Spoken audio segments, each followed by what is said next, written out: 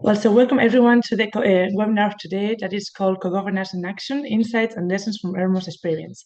So today here we are presenting this webinar at Mondragon University, Housing Europe, and the Municipality of Ermua in Spain. So the agenda that is going to be followed today goes as following.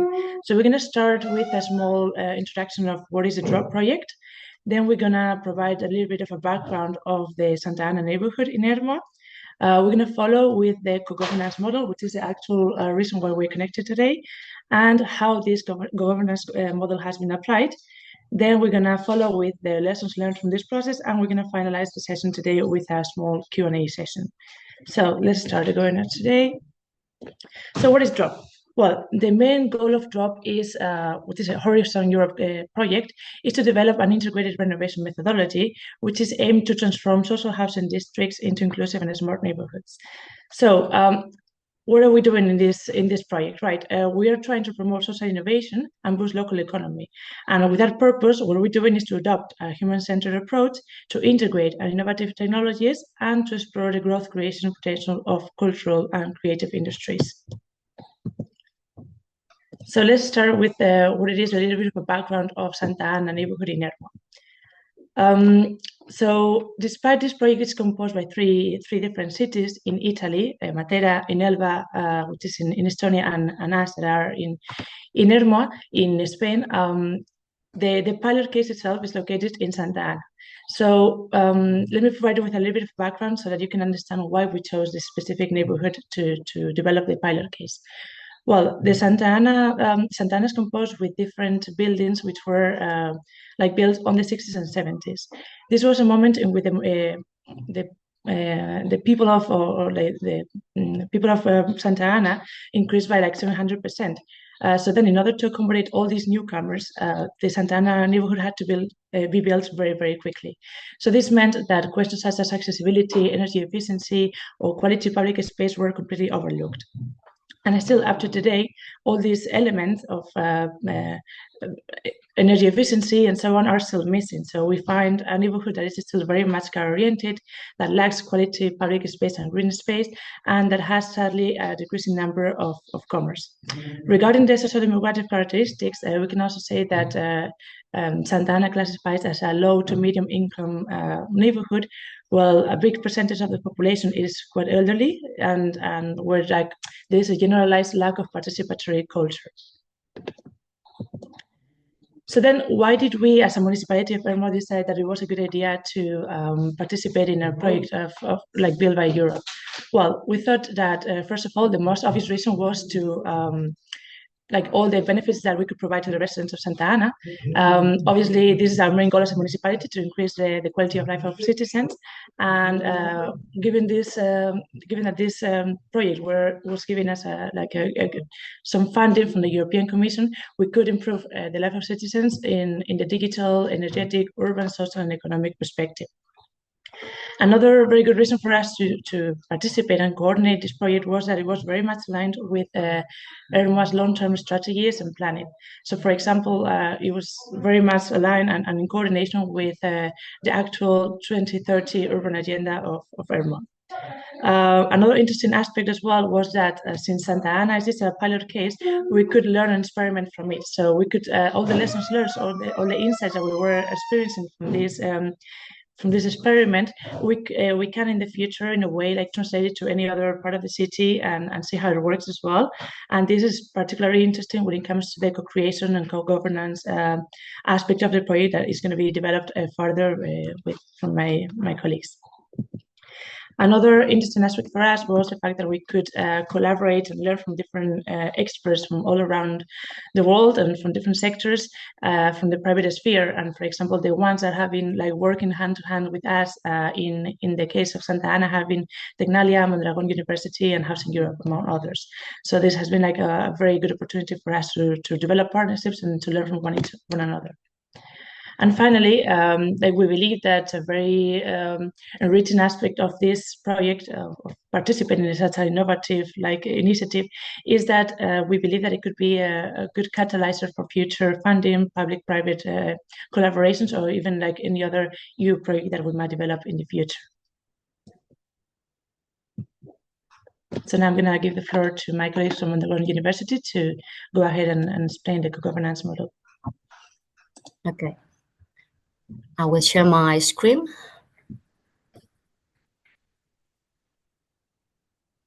Can you see the screen? Not yet. Not yet? It's a minute.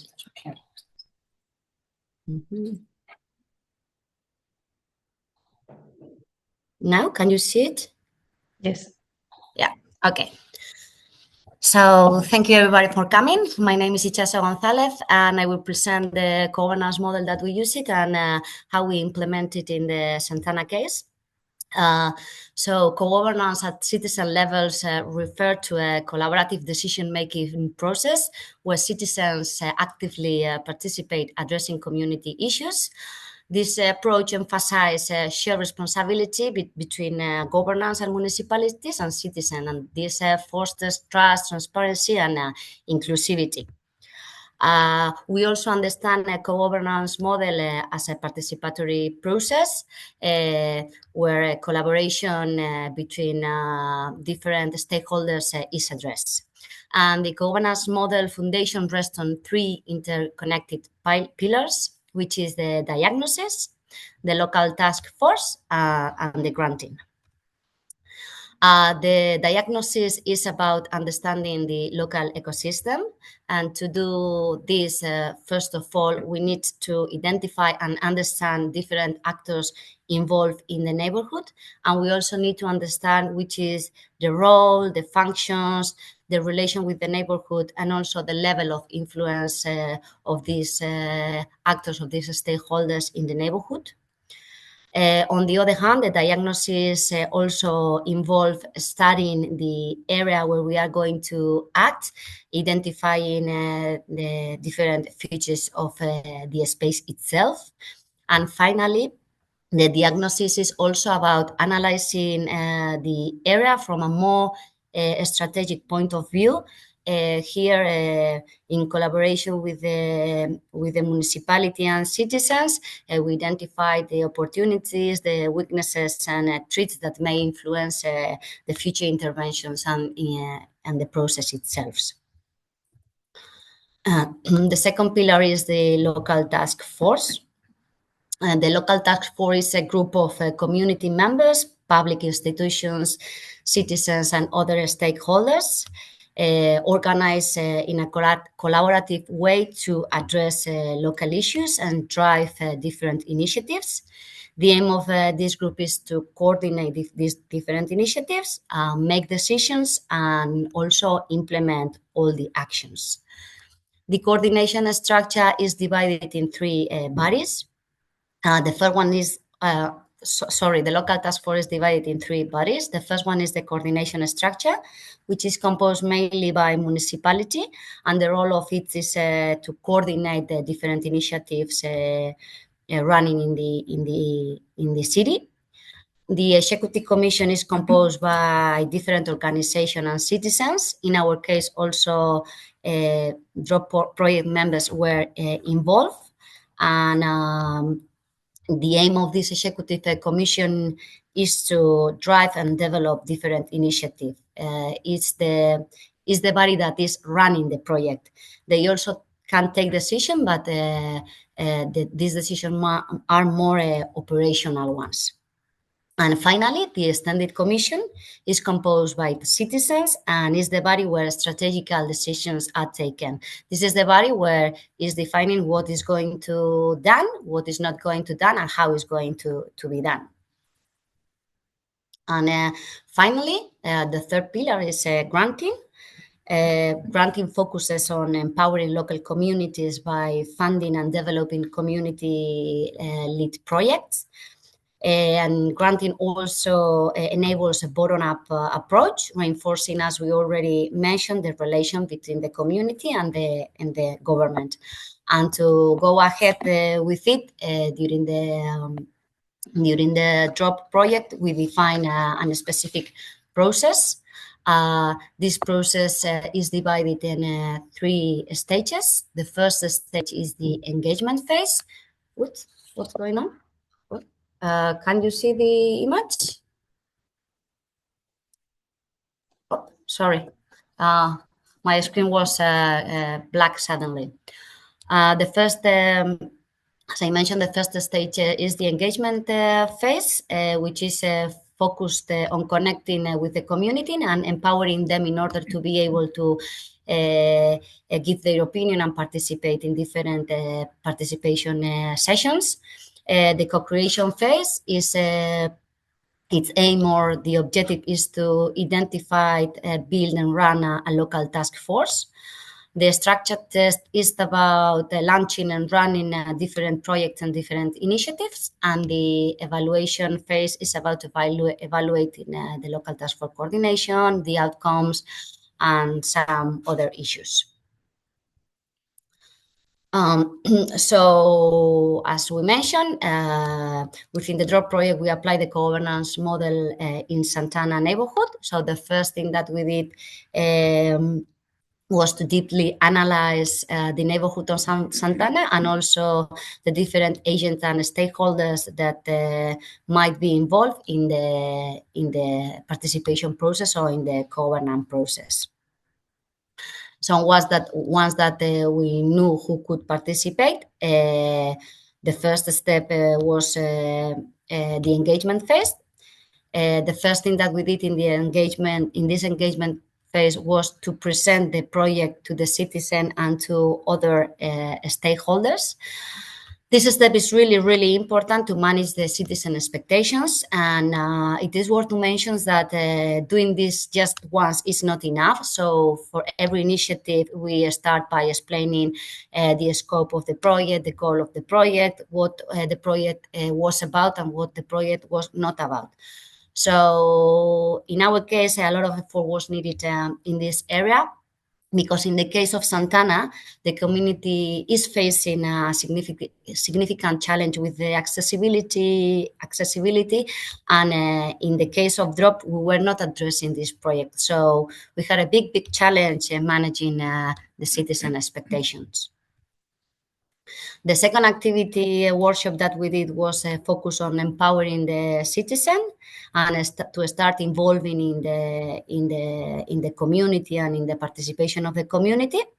The objective of this activity was to share and debate the concerns, the needs of the future of the neighborhood.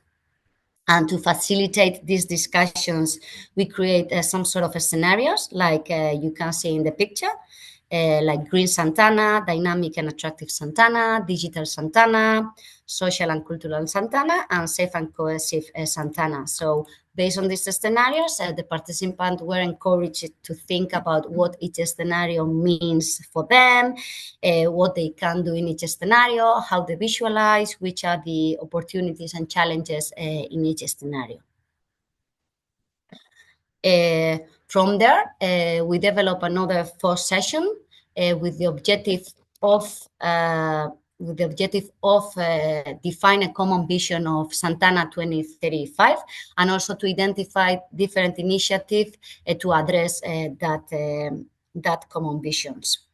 For the definition of the vision, we work just with citizens, but for the definition of the different initiatives, we also involve some other stakeholders like energy and sustainability experts, teachers, doctors, architects, and some social workers.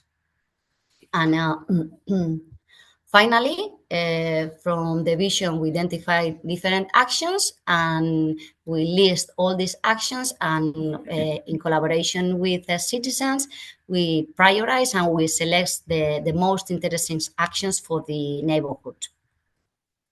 So the actions that we are running right now under the DROP project are these 7 actions. The first one is the architecture ideas competition. The second one is the temporary expansion of public spaces. The third one is the enhancement of party walls. The fourth one is the Santana Day. The fifth one, the comprehensive care program. The sixth one, the community connection. And the seventh one, the energy communities. In the second stage, the co-creation stage, was about building the local task force. As we mentioned before, we defined the 3 bodies. The coordination structure. The coordination structure was the same for every initiative, and it was built by the coordinator, who was the mayor of Ermua, a secretary, also a person who works as a link with the executive commissions, and some sort of expert that were joining depending on the topic that was held in each meeting. The executive commission was built by a citizen and also DROP project. We invite those persons who actively participate in the first phase in the engagement phase, and they were like really engaged with the DROP project. And in the extended commission was built by citizens, families, and some local business, like everybody who is really linked to the Santana neighborhood. For the executive commission, we just ask to those participants in which activity they want to participate, that they want to run or drive, and they just give us the priorities and where they think that they could really add value, and then we configure those bodies. And in the third stage, we just start running the project. Here we have an example of one of the initiatives, which is the tactical urbanism. The tactical urbanism starts with a mapathon. We invite citizens to this activity. We make different groups, and we just walk around Santana in order to identify like different problems, different needs, and also identify a possibility of different spaces where we could apply a tactical urbanism. We identify some of them, and we select the one that you can see in the second picture. This is the end of a car road where 3 parking slots can be found there. You cannot see it in the picture, but on the right side, we have some stairs and also the elevator. So we can say that this is the entrance of Santana neighborhood. And also it was selected because of the shape of the space, which is a kind of a small square. One that the space was selected, we prepare the space, we close it with those big pots, and we run there some co-creation and workshops where citizens redefine the new function and the new use of this space. And they also define what was needed, what type of furniture, what type of things were needed in order to build that one. Afterwards, the local council, with the existing furniture and minimal spendings, made some sort of improvement in the space, as you can see in that picture. We keep it a few months, and a few months later, it was analyzed whether it made sense to proceed with a project and additional cost or not. And well, we found it that the space was being used. And despite a few neighbors concerned about the closing of the road, most seems to be happy with the idea of closing it and to giving a new use instead of parking slot. So we define a new brief of that space with the new insights that we got it. And we asked to different design studio, architect, and urban planners to define as a project. Yesterday we got 3 projects from different companies, and this week we will go through the evaluation. and we will select one of them. And around March, we will implement it and we will evaluate the results. And the last stage is about evaluation, where we evaluate the engagement level of the citizens. We evaluate the process itself and also the outcome of each initiative. So this was everything, and now Maite will explain the lesson learned. Okay, well, so hello, my name is Maite, and I will finish, as Itxaso has just said, with the lessons learned. We have divided them in two main groups. The first one will be the process, related with the management and the design of the process, and the second one will be the participatory dynamics itself. No, so regarding the first group, for us, we think that it's really important to have the involvement of all the key stakeholders. I mean, having the local task force help us identifying all the different actors that that work, or let's say that participate within the whole process. And it is really, really important that everyone will be willing to participate and to collaborate with the project. In this case, it wasn't something that we have to deal with, but in case someone isn't maybe isn't related with the project or is not so willing to participate, I mean, but this is something that it must be like a very, very important thing, no? A little bit related with this, sensibilizations actions are also very important. In the case that any of the participants or the group of people that are going to participate within this project aren't maybe very familiarized with participatory dynamics or participatory process, it is really, really important to make them know, in this case, how important will be that participation in this project, and make like different sensibilization actions in order that everyone has like the same vision of it.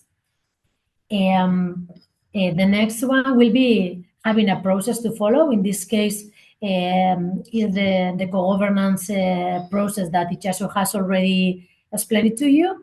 And well, having like really clear and also shared steps within the whole partners or main group of people, it is really, really important. Of course, no, as we said there, it should be adaptable. It's a process that normally it takes like, it can take, no, as in this case, some years. So things can change, can vary. So it is important to make an adaptable process. But of course, it is important to have that process, not just in order that everyone knows it internally, but also to communicate within which step we are, or where the extended board has to participate. I mean, in order to communicate different things externally also. Regarding the next point, we think that maybe Chaso has also mentioned, no, that I think that is one of the most important ones, the management of expectations.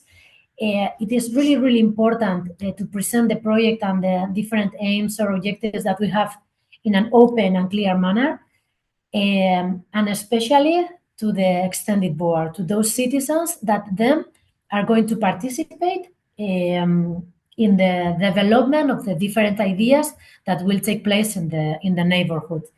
In our case, no, there has been maybe other projects that has been related with regeneration of the urbanization. So sometimes maybe they think, or they could think, that they can do more things than what the project itself can assume. So that's why it is really, really important from the beginning.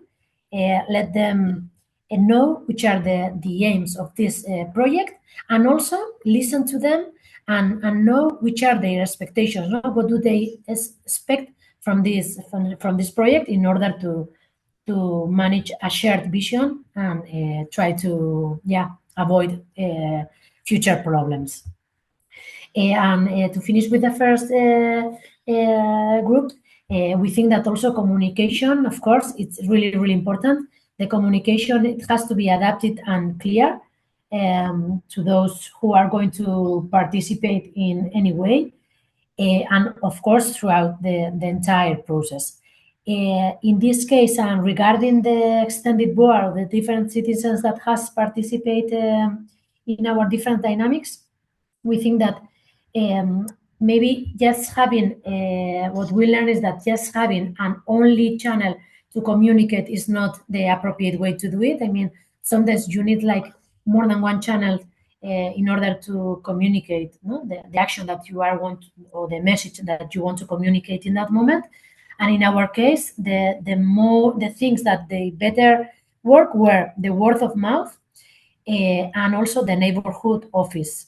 One of the lessons learned is that the neighborhood office, it should be from the beginning of the project, because we think that it's like a nuclear point, where anyone can go, and even if they don't know how to use maybe technology, so if there is a gap, they can go there in person and they can ask for things or get information of the project. So yeah, we think that are like the main 2 points which in communication has worked better.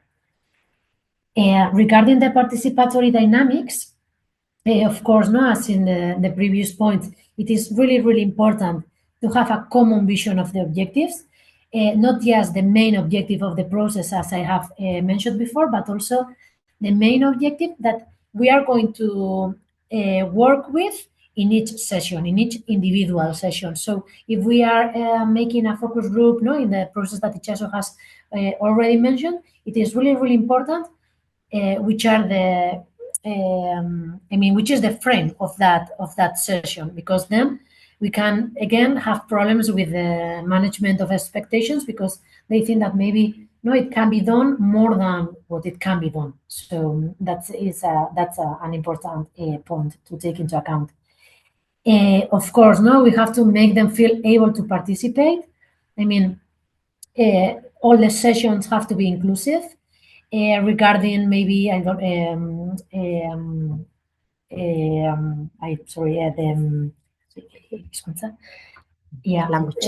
language, or regarding the different ages, because they are not understanding what we have to do, or maybe because they haven't been participating before, or they haven't been in the presentation. That's why it is really important to make them feel that anyone can participate. And of course, if we need something more advanced, maybe we have to train them or give more information before, in order that they can feel more comfortable and be able to participate.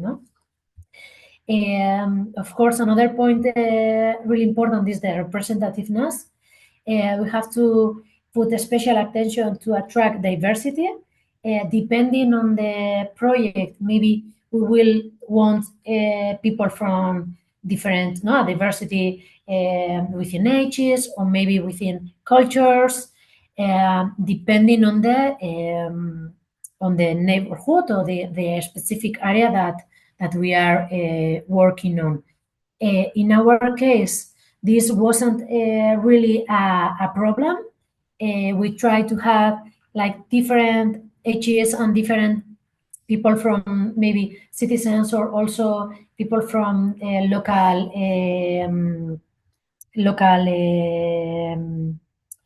shops, or different representatives. But of course, depending on the themes or the actions that we are developing, maybe we have to put more attention in this case in order to attract diversity and have then also a shared vision of what we are doing. And finally, again, communication. We think that is really, really important to communicate everything what we do. All the steps that are that we are moving within the process, it has to be shared with them. So information has to be given before and after the sessions. After the sessions, what we will do is explain them what we have do, so what do we have, what we made with information or with the decisions that were taken in the different sessions, and of course give feedback about what we are doing, or maybe because we have to wait a little bit, or some actions cannot be developed, or they have to be changed. So every time you have to give feedback, and sometimes maybe we have to ask them again, or try to like have a shared vision within all the group, all the members that will be involved in each action that we are developing. So giving feedback, it's a really important aspect that also helps a lot managing the expectations of those participants. And these are the lessons learned. So now, if you have any question, we will be really happy to answer you. Thank you very much.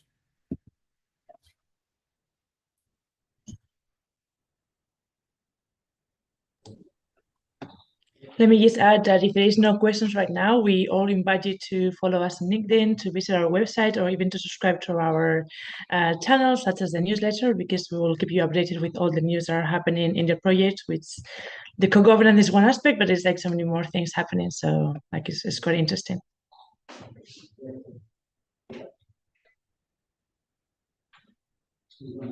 Let's give it a minute. Let's check the chat, but otherwise we could. If there's no questions, we could finalize it and close it like that.